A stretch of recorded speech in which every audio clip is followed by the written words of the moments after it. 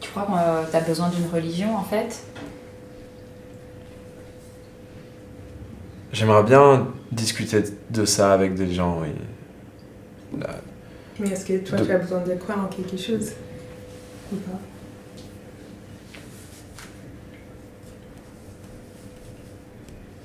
Je sais pas. Je sais pas si j'ai besoin, peut-être j'en ai envie. Mais peut-être tu cherches quelque chose quand tu parles avec des gens. Je sais pas. Peut-être, ouais. Oui. Une lumière. Oui, une lumière. Ouais. Quelque chose comme ça. Ouais. Oui, ça c'est quelque chose que je cherche quand je parle avec quelqu'un. Oui.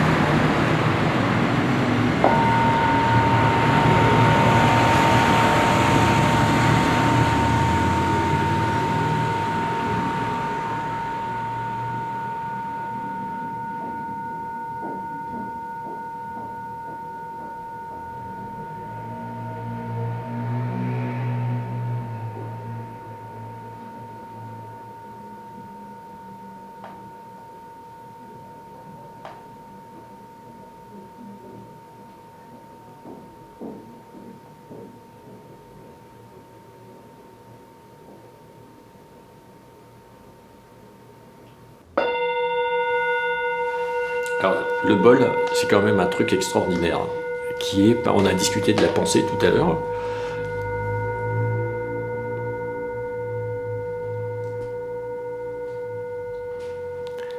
Et donc on peut l'écouter jusqu'à la fin. Il y a une ville, je crois que c'est au Japon, où tous les jours, ils donnent un coup de gong à n'importe quelle heure.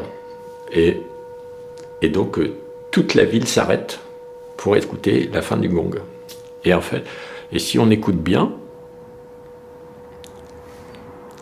le gong jusqu'à la fin, et qu'on est bien concentré sur le son du gong, on peut se rendre compte que finalement on est amené vers justement rien. C'est parce que finalement, au bout du son, il n'y a plus rien. Et donc on est dans rien. Et comme on peut se concentrer très fort sur le son, D'accord. et qu'on est en train de se concentrer sur quelque chose qui devient rien, ben on se rend compte que quand on arrive au bout, alors bon, si on est distrait, on peut aussi être distrait, hein, mais ben on est dans un endroit où on n'est plus en train de penser, il n'y a plus de son, et puis voilà. Et puis après, on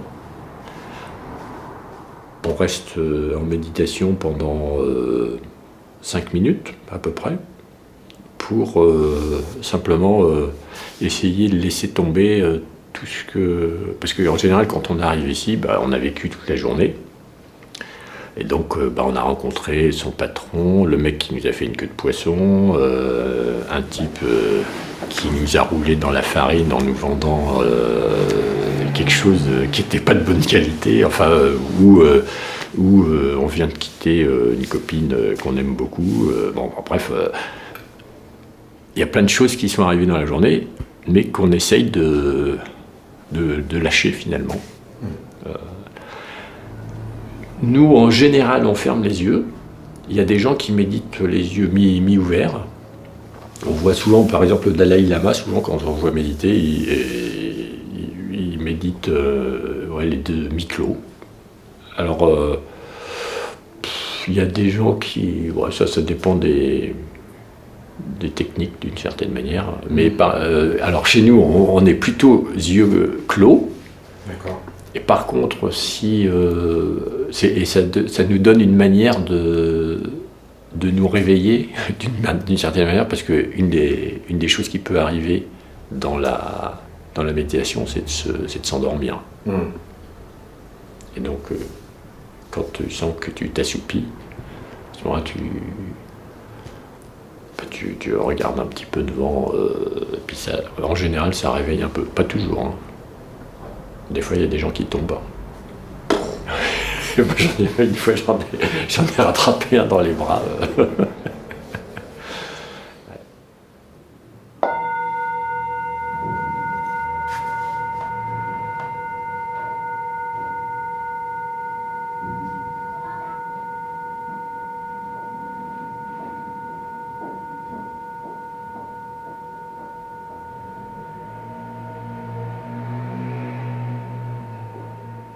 Bon, ben alors, en fait, je me demandais comment tu étais arrivé ici.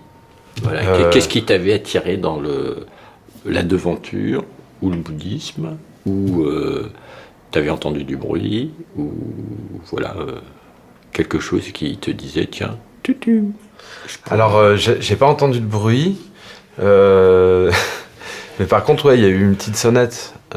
Déjà, quand je suis passé dans la rue, j'ai vu la petite statue de Bouddha et oui, ça fait tutum. J'ai fait ah tiens, ça a l'air bien.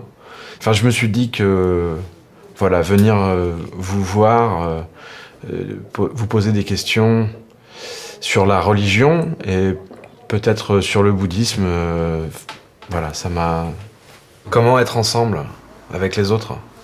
Et pas être seul. Alors, je me suis dit que en fait, la question que je me pose, c'est est-ce que le bouddhisme, c'est une religion? Bon, il y a des gens qui ont une foi qui s'exprime mieux en ayant un Dieu extérieur qui est un peu responsable d'eux. Et puis, il y a des gens qui se sentent mieux avec une foi dans quelque chose qui dépasse un peu tout le monde, mais qui s'exprime au travers de chacun, et qu'on a une chance de pouvoir exprimer au travers de chacun. Ouais, je comprends. Et la méditation, ça consiste en quoi, en fait? Dans la méditation, ce qu'on cherche à faire, c'est se libérer, finalement, de nos conditionnements. Et nos pensées sont le résultat de tous les conditionnements qu'on a eus depuis qu'on est tout petit, depuis qu'on est homme, depuis qu'on a appris il faut qu'on mange, qu'on boive. On a trouvé que nos parents étaient ceci ou cela, que nos frangins, nos frangines étaient ceci ou cela. Donc on s'est construit des choses qui se sont engrammées en nous et qui nous font réagir d'une manière particulière. Il y a des gens, quand une voiture leur fait une queue de poisson, ils ne peuvent pas s'empêcher de hurler. Bon, alors peut-être que le mec ne l'avait pas vu, il n'a pas fait exprès, mais bon, ça mène pas grand-chose de hurler dans sa propre voiture d'ailleurs. Mais ils le font quand même, systématiquement. Est-ce que tu connais le théorème des cornichons? Ah non. Le théorème des cornichons, c'est très simple. Mais ça résume pas mal, pas que le bouddhisme, je ne vais pas dire que ça résume le bouddhisme, mais toute chose où personne plongé suffisamment longtemps dans un bocal à cornichon devient cornichon lui-même. Ouais. Voilà, donc, avec ça. Donc il faut se méfier du théorème des cornichons parce que tu peux te défendre quand même un petit peu de devenir cornichon, mais au bout du compte, ça a quand même sa petite influence d'être entouré par des cornichons. Ouais, c'est ça.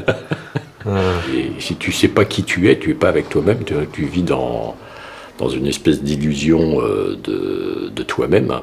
Et donc tu peux pas partager énormément avec les autres puisque tu n'offres que des illusions de toi-même, donc tu t'offres pas toi-même, donc tu peux pas être avec les autres, vraiment.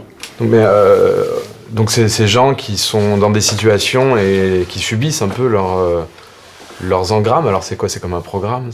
Oui, nous, on est un espèce de programme. Donc en fait, le programme, on a l'impression un petit peu d'être libre, mais on n'est pas si libre que ça. Et donc il y a plein de choses qui sont construites, comme je disais tout à l'heure, les parents, les frères, les sœurs, etc. On ne se rend pas très bien compte de la manière dont nous-mêmes, on a décidé que le monde était. C'est qu'une construction personnelle, ou mentale, ou sociétale, mais c'est pas fondamentalement... alors ça donne l'impression d'être coupé des émotions, mais c'est au contraire, c'est tout le contraire. Oui, alors c'est quoi l'émotion en fait?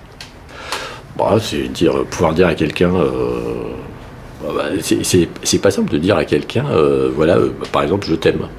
Mais sans que ça soit, sans qu'on lui saute dessus obligatoirement tout de suite. Hein, mais c'est pas simple. C'est pas quelque chose qui se dit.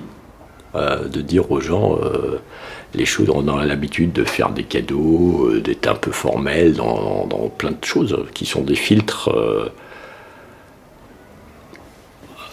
Qui sont des filtres à l'émotion directe qui est en nous. Et on n'a pas c'est pas...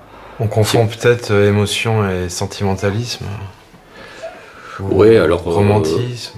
Ouais, voilà. Et donc, dans le romantisme, on peut se demander si, effectivement, il n'y a pas des choses, un peu des projections de ce que nous, on pense qui est romantique. Et puis, donc, quand on voit quelqu'un qui correspond à ce que nous, on pense qui est romantique, à ce moment-là, c'est romantique. Mais en fait, c'est notre pensée qui nous a dit, voilà, tiens, t'es dans une situation romantique. C'est pas une émotion... c'est une espèce de construction de l'esprit, aussi. Les émotions, elles peuvent être négatives aussi. Ah oui, ça pas de problème. Ouais, pas de problème avec ça. Les hommes sont entraînés. Ouais. Alors, ce qu'on essaye de faire dans le bouddhisme, c'est prendre un peu de distance avec ces émotions. En fait, c'est essayer de partager le fait que chacun peut se transformer et que finalement, toutes les choses qu'on va transformer du monde, si on n'essaye pas de transformer les gens eux-mêmes, finalement, on finira toujours par faire la même chose. On sera toujours conditionné à faire les mêmes choses, les mêmes erreurs, les mêmes belles choses aussi. Mais par exemple, est-ce que faire une pyramide, on dit les pyramides c'est très beau, ça date des Égyptiens, mais est-ce que en soi c'était nécessaire? Est-ce que c'est une erreur, pas une erreur? Bon, est-ce que si on prend le point de vue des gens qui ont construit, est-ce qu'eux, ils pensaient que c'était vachement bien de construire une pyramide? Pas sûr. Mais aujourd'hui, tout le monde admire les pyramides. Et on dépense des centaines de millions pour aller voir les pyramides. Donc, voilà. Donc, peut-être que si on avait pu dire, voilà, cet homme-là, il n'a pas besoin de se créer une pyramide, peut-être qu'il n'aurait pas eu des centaines de milliers d'esclaves pour fabriquer ces pyramides, et peut-être que le monde aurait été autre. Est-ce que le bouddhisme existait déjà quand ils ont construit les pyramides? Non. Le bouddhisme, en fait, ça a commencé avec le Bouddha. Et donc, après, on discute un petit peu, mais c'est il y a 2500 ans à peu près. Mmh. Voilà, c'est un monsieur qui était très bien, qui était bien éduqué d'ailleurs, puisqu'il était un prince.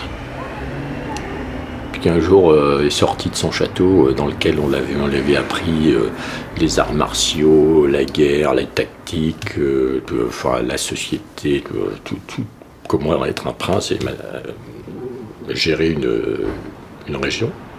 Il était bien conditionné, quoi. Il était très bien conditionné, il a eu une femme, un enfant, et puis un jour il a dit, c'est la légende, hein, mais il est sorti de son château, et puis il a vu la maladie, la mort, l'impermanence et la sagesse, donc dans différents petits tableaux. Et puis il a décidé que finalement il allait combattre tout ça en étant sage et en combattant justement la maladie, la mort, l'impermanence, pour que les jeunes soient heureux. Et donc il est parti. Il a tout laissé et il est parti pendant pendant quelques temps pour faire l'ermite. Et puis à un moment, il s'est dit non, c'est pas la bonne voie. Et donc, il s'est dit, il faut que je trouve une autre solution. C'est ce qui finalement dont on entend parler un petit peu, c'est la voie du milieu entre être un ascète trop dur avec soi-même et puis être dans le monde de tout le monde, mais sans être vraiment avec soi-même. Donc il dit, voilà, il y a une voie au milieu où je peux être détaché des choses avec moi-même et avec les autres. Donc voilà, Et quand il s'est éveillé, il avait trouvé cette voie qui est pas comme ça, qui est un peu comme ça, même beaucoup, mais qui est fluctuante finalement, qui bouge tout le temps. Donc on peut pas tracer avec une règle et un compas. Mais ça rejoint alors ce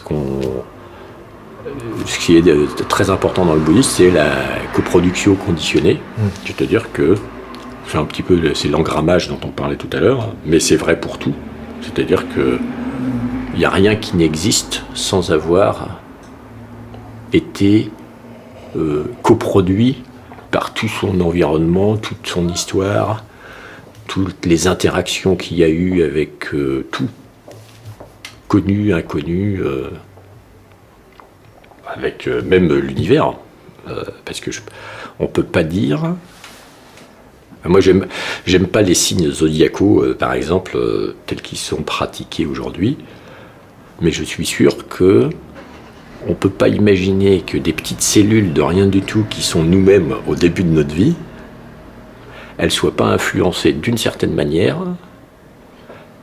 par quelque chose qui fait bouger la mer de 6 mètres de haut en Bretagne tous les jours. Donc ça, c'est un effet très très visible. Donc ça veut dire que la position des astres dans le ciel a cet effet sur la mer. Moi, je ne peux pas imaginer qu'il n'y ait pas d'effet dans le ventre d'une mer quand il y a 2-3 cellules qui commencent à se mettre ensemble.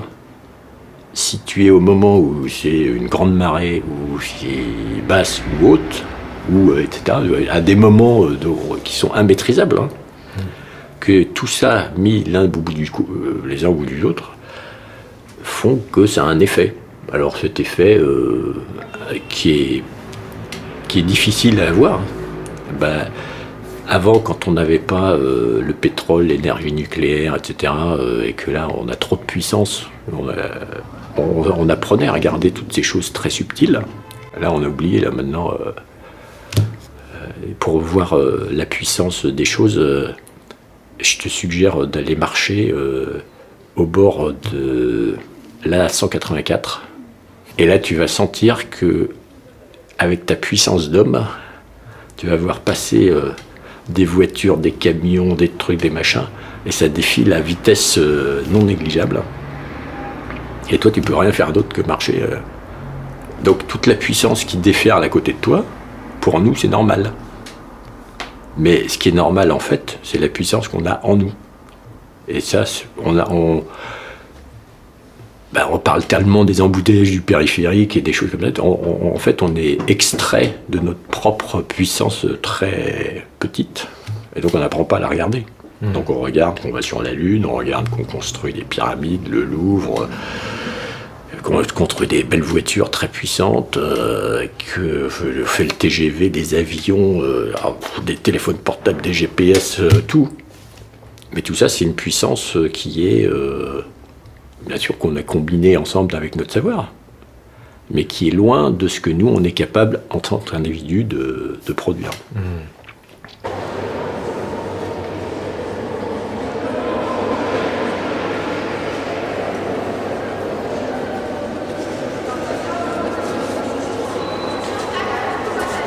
Bonjour. Ils sont intrigués là, non? Un petit peu, ouais.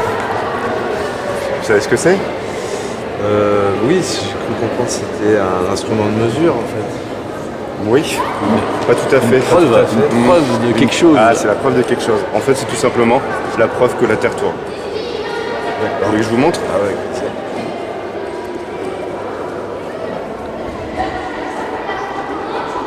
Déjà, il faut le lancer.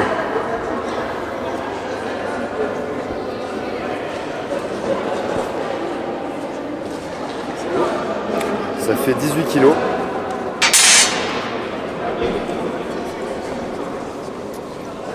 Donc le pendule de Foucault, je vous disais, c'est la première fois qu'on fait la preuve de la rotation de la Terre à une date assez récente finalement, puisque c'est seulement en 1851, donc ça fait 150 ans qu'on a la preuve que la Terre tourne seulement. En tout cas, on le sait depuis longtemps, mais aucun scientifique n'avait réussi à le montrer avant. D'accord ? Donc le principe, déjà, c'est qu'un pendule, lorsqu'on le lance, ça oscille très longtemps parce qu'il est attiré par la gravité, il garde à peu près la même énergie. Et en fait, le principe de base, c'est que le pendule n'est lié à la Terre que par un point de fixation. Et on a construit de telle sorte qu'on limite au maximum les frottements, ce qui fait que lorsqu'on le lance, lui garde toujours la même trajectoire. D'accord ? Et ce qu'on va voir au fur et à mesure, c'est le pendule tourner dans le sens des aiguilles d'une montre, faire tourner les quilles les unes après les autres, sauf qu'on sait qu'un pendule garde toujours la même trajectoire. Donc si on le voit faire tomber les quilles, c'est pas parce qu'il a tourné, mais c'est parce que ce sont les quilles elles-mêmes qui ont tourné. Donc forcément c'est la Terre qui a fait tourner les quilles avec elle. Et c'est sûr qu'il garde toujours la même trajectoire. Oui, c'est sa propriété en fait. Ouais. Comme ça, en tout cas, c'est ce qui se passera au pôle Nord et au pôle Sud. Oui. C'est là où ça se complique un peu, parce que au pôle Nord et au pôle Sud, la Terre tourne autour du pendule de Foucault, puisque c'est le pendule est suspendu juste au-dessus de l'axe terrestre. D'accord ? Par contre, c'est vrai qu'ici, c'est un peu plus compliqué, puisque l'axe terrestre passe pas du tout par là. Donc, comme le point de fixation là-haut tourne aussi en même temps, très vite, d'autres forces interviennent qui finalement font tourner le pendule, mais si ça le fait tourner, c'est parce que ça tourne très vite là-haut, donc ça prouve toujours que la Terre tourne quand même. Voilà, c'est là où c'est un peu plus... Comme on fait un tour sur nous-mêmes en 24 heures, à la latitude de Paris, on a à peu près 25 000 km à faire, donc ce qui fait que le point de fixation là-haut tourne à peu près 1000 km/h. Donc vous avez des forces qui interviennent, qui dévient. Et tout à l'heure, avant que vous arriviez, il bougeait un tout petit peu. Ah, alors ça c'est curieux. Ah bon ? Oui, normalement il est complètement... Immobile ? Ouais, normalement Non, il complètement bougeait immobile. un tout petit peu. Hein. Je pense pas que ce soit le mouvement terrestre qui le fasse bouger tout seul. Normalement il est absolument immobile. Hein. Ah bon, hein. Peut-être qu'il a été lancé puis arrêté. Et Non, je crois pas. C'est peut-être moi qui ai rêvé, quoi. Peut-être. Ouais. Ça arrive. Est-ce que ça répond à vos interrogations ? Et donc là, on est sur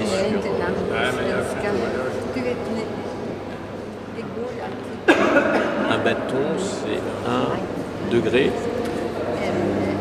Je crois que ça ferait plutôt... je ne sais pas compter. Je crois que ça fait plutôt 2 degrés. Il n'y a pas tous les degrés. Là, s'il y en a les gros bâtons, ce serait 10 et 20. Donc il se décalera, lui, de 11 degrés par heure. En fait, à Paris, il met 32 heures au lieu de 24 heures. C'est ça la difficulté, à cause du fait qu'on n'est pas sur l'axe terrestre. Et donc, il y a d'autres forces qui interviennent qui dévient sa trajectoire finalement. Mais si on veut faire simple, hein, vraiment, il faut se dire que ce qu'on voit là, c'est une illusion. Le voir se déplacer, c'est une illusion. En réalité, c'est nous qui avons bougé par rapport à lui, puisque Oui, c'est la c'est Terre ça. qui nous a fait tourner par rapport.